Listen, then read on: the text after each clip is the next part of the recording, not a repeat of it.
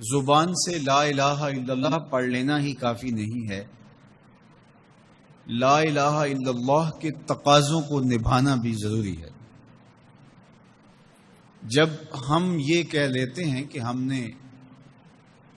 لا الہ الا اللہ محمد رسول اللہ پڑھ لیا، تو پھر اس کا مطلب یہ ہے کہ ہم دائرہ دین میں داخل ہوئے، اب ہماری اپنی خواہشات، آرزوئیں اور تمنائیں نہیں رہیں گی،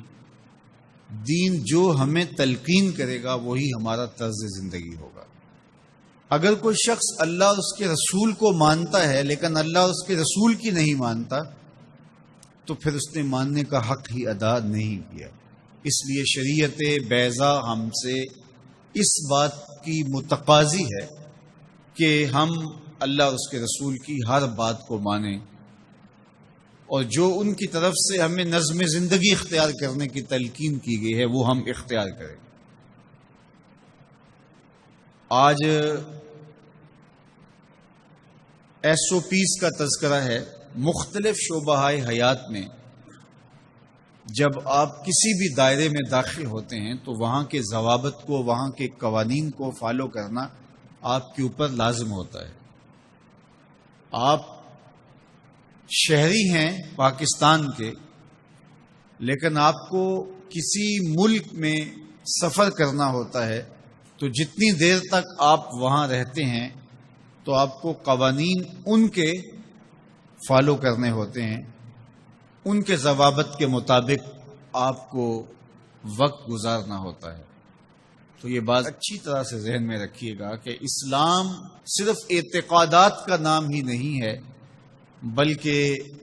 یہ ہماری مکمل معاشرتی زندگی،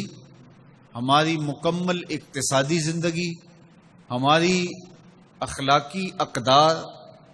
ہماری تقویم، ہمارے رسوم و رواج، طرز معاشرت، ایک ایک چیز میں اسلام کامل، اکمل اور مکمل رہنمائی دیتا ہے۔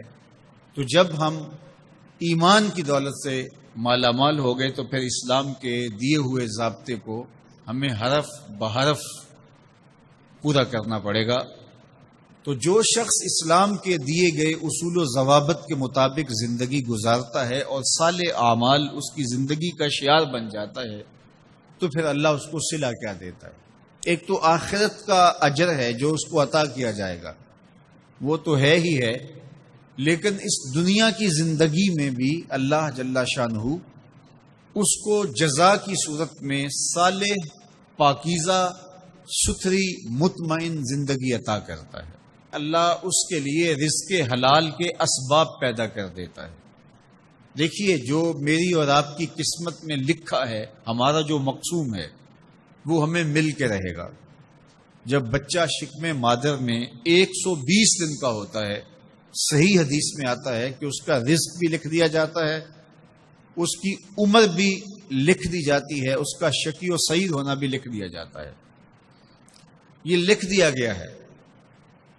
قلم اٹھا لیا گیا، سیاہی خشک ہو گئی،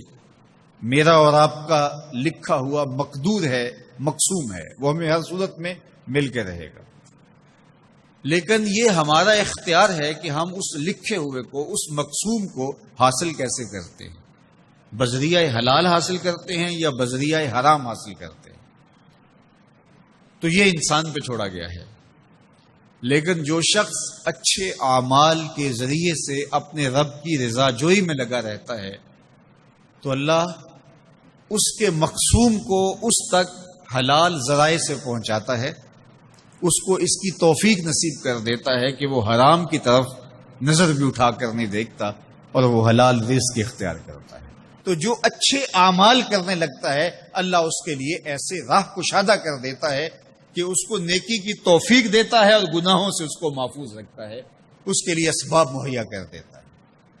اللہ کے محبوب علیہ السلام نے ارشاد فرمایا، اذا اراد اللہ بعبد خیرا اصلہ، جب اللہ کسی شخص کی بھلائی کا ارادہ کرتا ہے تو اس کو شہد کی طرح میٹھا اور مرغوب بنا دیتا ہے۔ صحابہ نے پوچھا،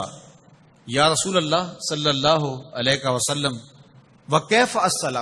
اللہ اس کو کس طرح میٹھا کر دیتا ہے، کس طرح مرغوب بنا دیتا ہے؟ تو اللہ کے محبوب علیہ السلام نے ارشاد فرمایا کہ اللہ مرنے سے قبل اس کو اچھے اعمال کی توفیق نوازتا ہے،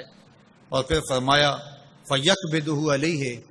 اور وہ نیکیاں کرنے لگ جاتا ہے کہ اللہ اس کی روح قبض کرتا ہے۔